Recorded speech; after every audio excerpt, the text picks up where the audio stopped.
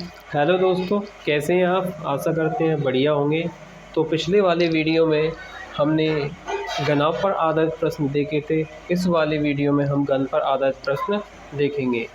और एक मैसेज ये है कि यदि आप एसएससी जीडी की तैयारी कर रहे हैं तो उसमें जितना मैथ और रीजनिंग का सिलेबस है वो कंप्लीट आपको मिलेगा। और इसके लिए जो लिंक है इसी वीडियो के डिस्क्रिप्शन में मिल जाएगी, आप चेक कर लेना। आओ शुरू करते हैं। घन पर आधारित प्रश्न। घन एक ऐसा 3D शेप होता है जिसमें तीनों विमाएं बराबर होती हैं, यानी कि घन क्या होता है। खैर, हम डायरेक्ट प्रश्न शुरू करते हैं। ये घन दिया है इस प्रकार का, और इसकी भुजा दी है एक। इसकी तीनों भुजाएं कैसी होती हैं? बराबर होती हैं। तो एक भुजा की ज़रूरत होती है। और भुजा कितनी दी है? भुजा दी है 8 सेंटीमीटर।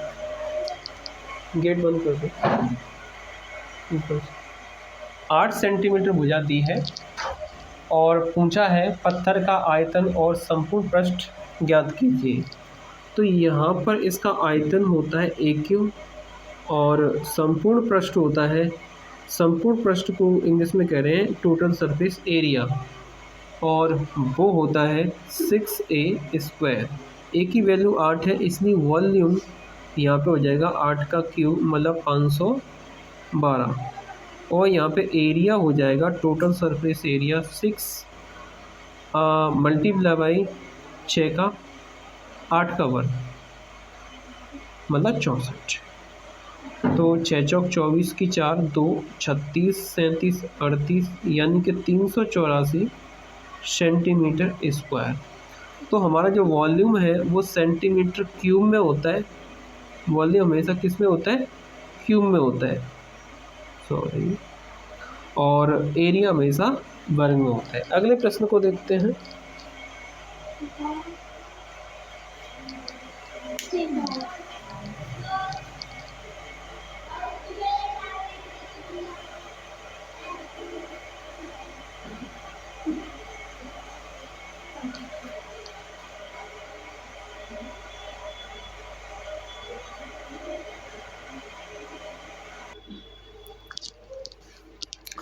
तो अगले प्रश्न की बात करते हैं। अगला प्रश्न यहाँ पे है 12 मीटर विमा के घनाकार कमरे में रखी जा सकने वाली बड़ी से बड़ी छड़ की लंबाई कितनी होगी।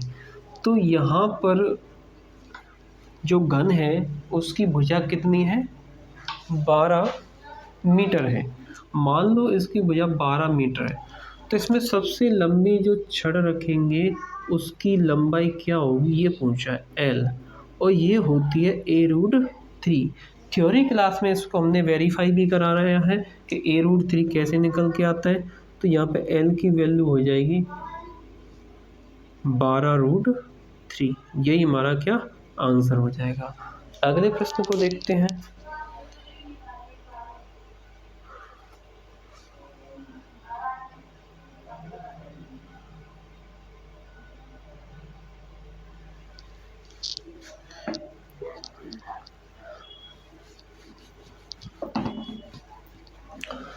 दो घनों में 8:27 का अनुपात है, उनके पृष्ठ क्षेत्रफलों का अनुपात बताओ।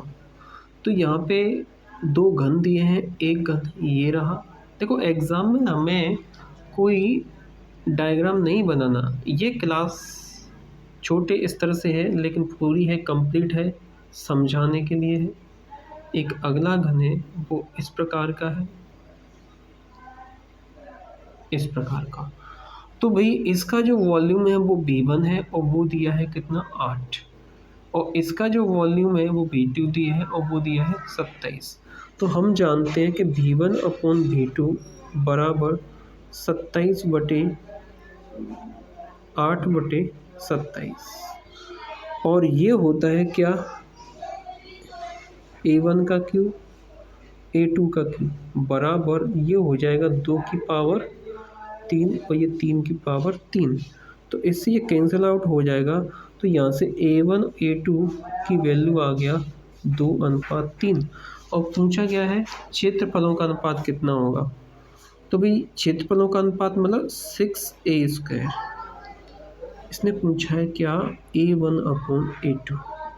तो ये होता है 6a² a1 का और 6a2 का स्क्वायर। तो यहाँ से होगा, देखो 6 से 6 कैंसिल आउट हो गया। ए का मतलब है 2, 2 का वर्ग 4, और a2 का मतलब है 3, और 3 का वर्ग 9। तो ये क्या होगा, इसका आंसर होगा 4:9। अगला प्रश्न देखते हैं।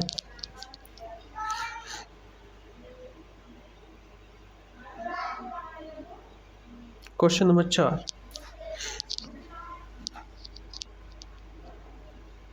दो घनों के आयतनों में यहाँ पर अनुपात दिया है कितना, 27:1 दिया है। तो इसका मतलब ये हुआ कि दूसरा वाला घन है वो छोटा है और पहले वाला घन है वो कैसा है, बड़ा घन है।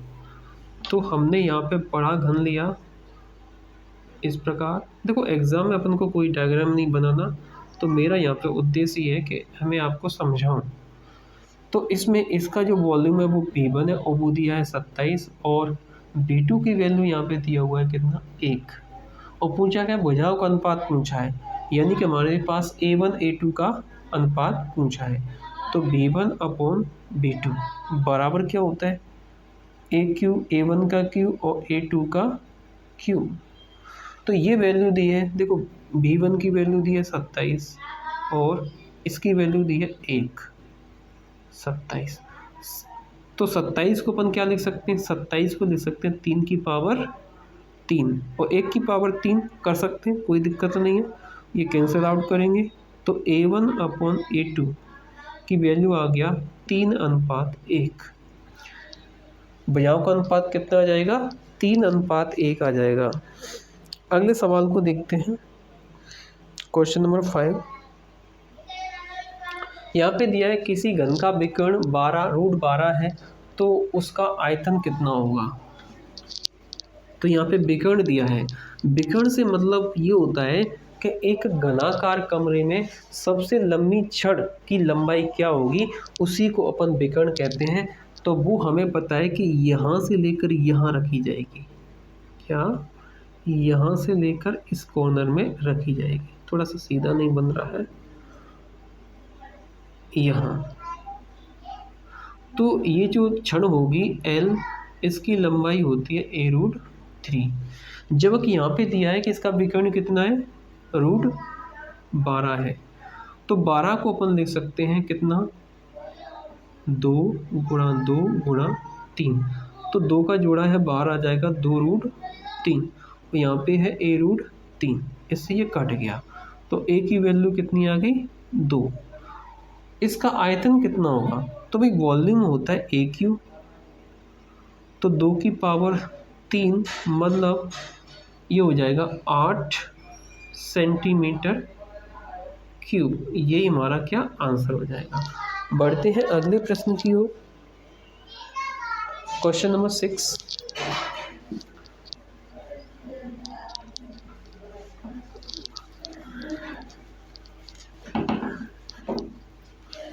यहाँ पे दिया है एक बड़ा घन दिया है,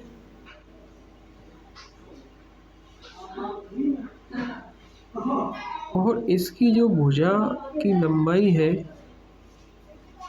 वो दी है कितनी, 18 सेंटीमीटर। 18 सेंटीमीटर भुजा का लंबाई का क्या है, एक घन है। तो यहाँ से ये लंबाई भी कितनी है, 18 सेंटीमीटर। लेकिन अब इसमें से हम छोटे घन काट रहे हैं, और छोटे घन की भुजा कितनी दी है, 3। तो 3 भुजा दिए, तो यहाँ से अपन क्या कितने हिस्से कर सकते हैं, 6 के, भुजा 3 नहीं दी, उसकी भुजा दी है 6। तो यहाँ पर कितने, एक भुजा पर 3 घन आ रहे हैं इस प्रकार। तो यहाँ से 6 के कितने, 3 घन बन जाएंगे इस प्रकार। तो एक भुजा पर घन कितने, वो होता है n, यानी कैपिटल L बटे छोटी l, यानी कि 18/6, तो 36 18। तो n की वैल्यू कितनी आ गई, 3 आ गई। तो यहाँ पर कुल घनों की संख्या, छोटे घनों की संख्या वो होगी कितनी, एन क्यू, यानी 3 पे पावर 3 मतलब 27। यानी कि जिसमें टोटल छोटे घन होंगे वो कितने होंगे, 27 होंगे। आगे प्रश्न अपन देखते हैं, हाँ घन और घनाभ दोनों पर आधारित प्रश्न, इसको अपन देखते हैं अगले वीडियो में। Thank you.